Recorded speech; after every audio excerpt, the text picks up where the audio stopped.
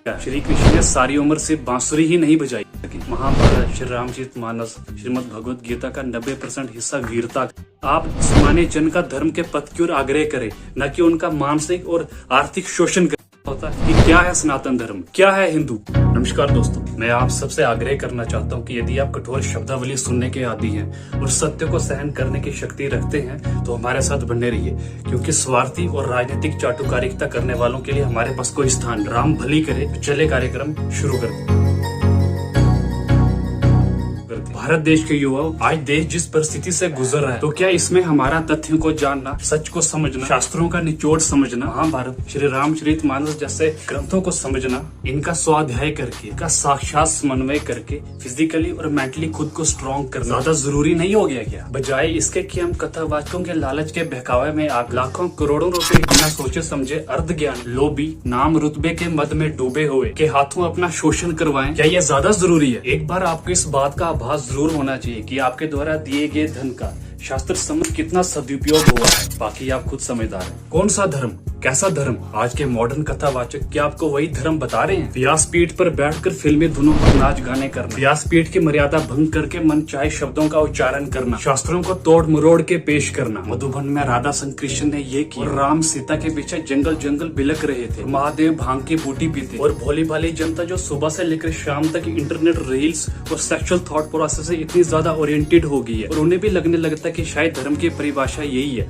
तो वो इसे सच मान बैठते और फिर लाखों लाखों रुपए इनके दान पात्रों में डालकर अपने पैसे के साथ साथ अपनी सोच का भी सर्वनाश कर डालते। रामायण, महाभारत, श्रीमद् भगवद गीता तो साक्षात अखंड पुरुषार्थ, कर्तव्य निष्ठा, कर्म व धर्म का साक्षात प्रमाण है। ये कोई एपिक स्टोरी नहीं है जो भांड बॉलीवुड वाले फिल्म बनाकर आपको दर्शाते हैं। और ये मॉडर्न कथावाचक जो शास्त्रों का तोड़ मरोड़ करके हम सबको बता रहे हैं, ये वो भी नहीं है। तो याद रखना, भारतीय भोले और सीधे साधे थे, इसलिए यहाँ पे पहले 800 साल मुगल, 200 साल अंग्रेज यहाँ से राज करके गए। और हम सनातनी आज फिर से वही गलती दोहरा रहे जो हमारे पूर्वजों ने पिछले 1000 साल से की थी। हम हाथ जोड़कर अधर्मियों की जी हुजूरी करते रहे, मतलब हम सांप को दूध पिलाते रहे और वही सांप हमारे सर पे फन फैलाए बैठा हुआ है। डिजाइनर कथावाचकों की नजर आपकी जेब पर और आपकी नजर उनके गीत संगीत, उनके वचनों पर होती है। धर्म से ना उनको कुछ लेना देना और ना आपको लेना देना, क्योंकि वो आपकी जेब खाली करके खुश है और आप अपनी जेब खाली करवा कर खुश है। दुर्भाग्यपूर्ण शास्त्रों का तोड़ मरोड़ करके अपने हिसाब से और आज के समय के हिसाब से मॉडर्न वे में आपके सामने पेश करते हैं, जो कि सरासर गलत है। भगवान व्यास देव जी ने कथावाचकों के लिए स्पेसिफिक नॉर्म्स और रूल्स की फॉर्मेशन आज से कई हजार साल पहले कर ली थी, पर आज कितने कथावाचक हैं जो उन रूल्स और नॉर्म्स को एक्चुअल में फॉलो करते हैं, जो लिटरली उन नियमों का पालन करके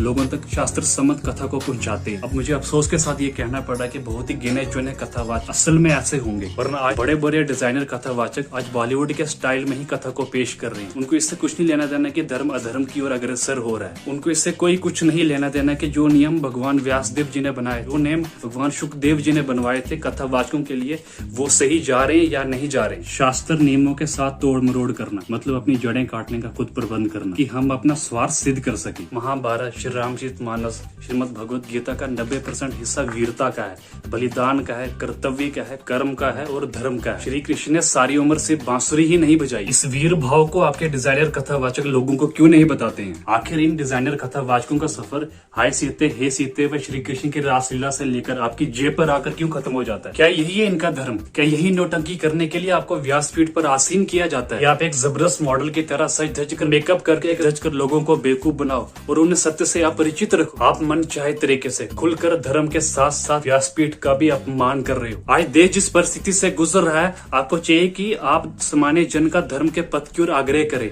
न कि उनका मानसिक और आर्थिक शोषण करें। मैं आपको एक कड़वा सत्य बताता हूँ कि डिजाइनर कथावाचकों के द्वारा जो कथाएं की जाती है, हजारों लाखों लोग जो इनको अटेंड करते हैं, उनमें से मेजॉरिटी ऑफ द पीपल को ये नहीं पता होता कि क्या है सनातन धर्म, क्या है हिंदू, और अगर सनातन का अस्तित्व आदि अनादि काल से चला आ रहा है तो कैसे और क्यों चला। इन बेसिक चीजों का पता नहीं होता, क्योंकि ये कभी उनकी कथाओं में बताया ही नहीं जाता है। ये डिजाइनर कथावाचक अगर आपको बेसिक चीजें ही नहीं बता रहे हैं तो भाई सीते हे सीते करने से सनातन संस्कृति का उद्धार नहीं होने वाला। इन डिजाइनर कथावाचकों को चाहिए कि स्वार्थ से दूर, लालच से दूर, कर्म का आग्रह करके अपने भक्तों को प्रैक्टिकली सनातन धर्म का महत्व बताया जाए, सामान्य वर्ग को जागरूक किया जाए। शिव ने कैसे योग, राम ने कैसे संघर्ष और अखंड पुरुषार्थ, श्री कृष्ण ने धर्म के पथ पर अडिग रहना कैसे सिखाया, कैसे उन्हें समस्त मानव जाति को ये संदेश दिया, इन सब चीजों को ब्रॉडली एक्सप्लोर किया जाना चाहिए।